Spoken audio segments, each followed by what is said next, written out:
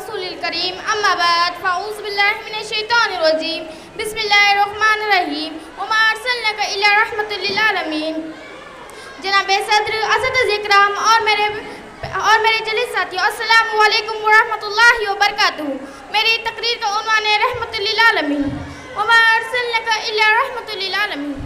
جب اپنی پوری جوانی پہ آ گئی، دنیا جہاں کے واسطے ایک آخری نظام آیا، اور وہ آخری نظام، آخری کتاب، آخری رسول کے ذریعے بھیجا گیا نظام ہے. وہی اندھیروں میں چراغ منیر ہیں. آپ تمام عالم کے لیے رحمت للعالمین اور خاتم النبیین بنا کر بھیجے گئے. ابھی آپ بچے ہیں، جب آپ بولتے تو ایسا محسوس ہوتا کہ آپ کے منہ سے پھول جھڑ رہے ہیں. جب آپ چلتے تو ایسا محسوس ہوتا کہ انسانیت زمین پر چل پھر رہی ہے. اب آپ تھوڑے بڑے ہوئے، مکہ کی پہاڑیوں اور گھاٹیوں میں بکریاں چرانے لگے، مگر کیا وقار، کیا سنجیدگی. آپ کو دوسرے بچوں کی طرح لڑتے جھگڑتے نہیں دیکھا گیا، نہ ہی آپ کی زبان سے کچھ بری بات سنی گئی. اب آپ جوان ہوئے اور مکہ کے اس برے ماحول میں جوان ہوئے جہاں قدم قدم پر برائیاں ہوا میں تیر پھر رہتی، مگر آپ ان بدکاروں میں سب سے پاک باز نیک سیرت تھے. بڑی بوڑھی عورتوں کا سودا سلوف لا دیا کرتے، بیماروں کی تیمارداریاں کر دیا کرتے. مکہ کے لوگ آپ کو امین اور صادق کے لقب سے جانتے تھے. مجبوروں کی فریاد سنی، مظلوموں کی غم خاری کی. مجبوروں کی فریاد سنی، مظلوموں کی غم خاری کی. زخم پر خنق مرہم رکھے، بے چین دلوں کے کام آئے. نبی کریم صلی اللہ علیہ وسلم 40 سال کے ہوئے، نبوت کا اعلان کر دیا. سارا مکہ آپ کا دشمن ہو گیا.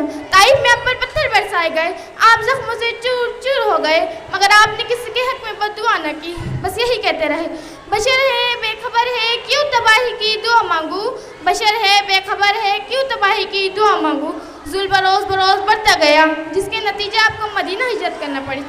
اسلام تیزی سے پھیلتا گیا، مگر جنگ بدر، جنگ احد اور جنگ حنین جیسی بھی کئی لڑائیاں لڑنا پڑی.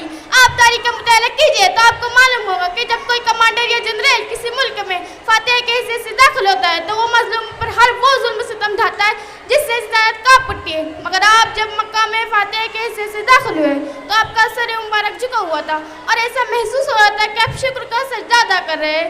آپ نے سب کو معاف کر دیا اور بھائی چارے کی وہ مثال قائم کی جو پوری تاریخ میں نہیں ملتی. اب میں میری تقریر ان اشعار کے ساتھ ختم کرتی ہوں.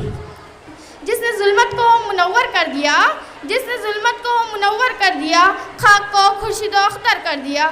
جس نے دے کر وسعت فکر و عمل قطرے قطرے کو سمندر کر دیا. جس کے فیضان نظر نے دوستو، جس کے فیضان نظر نے دوستو پتھروں کو لالو گوہر کر دیا. وما علینا الا البلاغ.